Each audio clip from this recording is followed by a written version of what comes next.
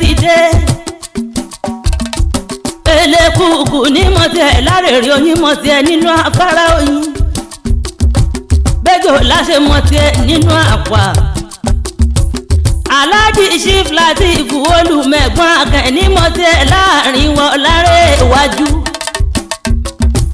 amúlùdùn fún gbogbo Ghana aláṣẹ iléeṣẹ́ mbs phone accessory importer and exporter Secro authorized ní Accra tẹ́ bá fẹ́ ra fóònù àti accessory mo fẹ́ kẹ́ tọ́ bàbá mi l'Accra náà wà tó ti ń ṣiṣẹ́ ajé wálé ọkọ̀ alájà mo súnmọ́ láìpọ̀ ọdún ọkọ̀ alájà líà àbẹ̀bí ẹ̀kú ọdún bàbá ẹni ọlá Fọláwíyọ ẹ̀kú ọdún bàbá Mẹ́ríàmù bàbá Yẹ́túndé nífọdún èyí sàtẹ̀mọ́ bàbá Yọ̀mídé bàbá Kọ́láyẹmí okú ọjọ́ òbí rẹ̀ bàbá Ọlásílẹ̀ àti ìsì ọ̀rẹ́ Aláàjì Mustapha orí adé okú ọdún òyìnbó onírin ọ̀rẹ́ Aláàjì Saheed Ìkòròdú nífọdún èyí sàṣemọ́ ọ̀rẹ́ Aláàjì Àfíìsì Àríyá dámi lóhùn wọlé mi kíkú ọdún ọmọ Aláàjì K1 Àyìndé Wàsíù olórí ọmọ ọba kílẹ̀ níjẹ̀bú pátápátá king of music ọmọ ọba Aláàjì Royal Highness Aláàjì Rasheed Ibrahim ọba Yorùbá ní Accra Ghana ọmọ ọba Royal Highness Aláàjì Salami Sakagbade wọ̀lú of Kasua àṣẹta ọmọdún ayọ̀ lẹ́sìn ìjọba aṣọ lọ́dún ní mọ́dún ẹ̀bọ́dún bá ti dé ọdọọdún láàárín orógbó ọdọọdún láàárín òòṣà ọdọọdún láàárín ọmọ òbí lórí àtẹ àwọn alájà Yábọ̀dé ilé ẹrù ní Kútọ́nù àwọn ọ̀nàrẹ́bù Ṣìfọ́lá Kọ́lé Adé pírẹ́sídẹ́ǹtì ọmọ Ògùn ní ìlú Ghana àṣẹṣẹ àmọ́dún nínú ẹlẹ́lọ́tẹ̀lẹ́tẹ̀rẹ́ ní bàbá ọ̀lọ́dún ọ̀ṣọ́dún èyí àjọkẹ́jì tẹ̀ ẹ̀mí ni Àkànní ayé rẹ̀ ó máa dùn dídùn lábóyin àmì àṣẹ wà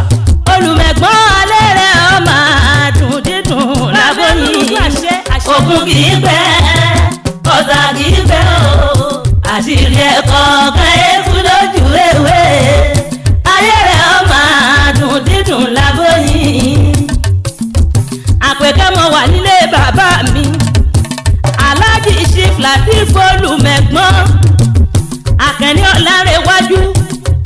amúlùdùn fún gbogbo Accra Ghana pátápátá ojú onílé tí ó gbà gẹ́gẹ́ Àkànní jẹ́ wárelé àwọn bàbá rẹ̀ tó bí ọlọ́mọ Èkó àrómi sálẹ̀ gbẹlẹgbẹlẹgbẹlẹgbẹ Èkó lọ́lọ́mí Èkó lọ́lọ́sà